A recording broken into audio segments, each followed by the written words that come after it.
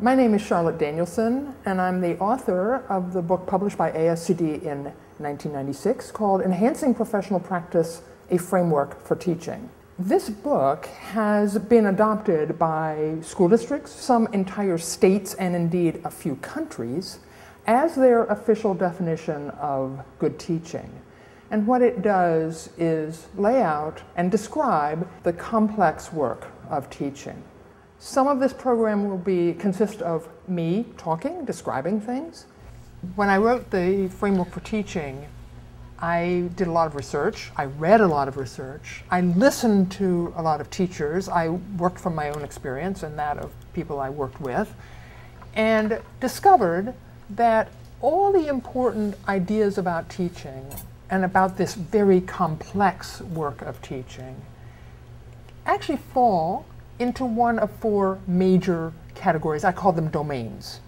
And also we have a panel of experienced teachers who have been using the framework to varying degrees over the last year. It just made me more aware of how everything that I do at every hour or every minute with a student affects the student. Did I do what I was supposed to do under this particular domain? Can I do something different the next time? Right. So, and I feel like the more you have it, the better. You can't help but get better in what you're doing. It makes it plain to yourself what you should be doing every day, or in some cases you're doing it every day.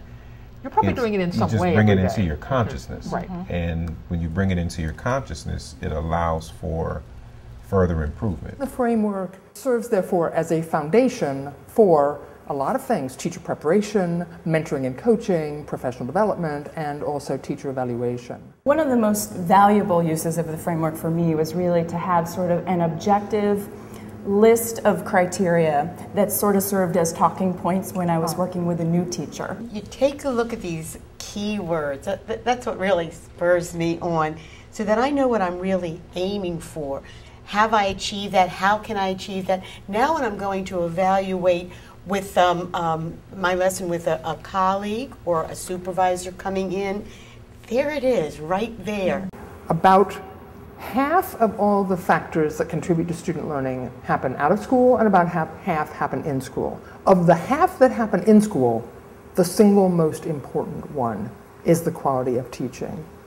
And so we have to be clear about what that is.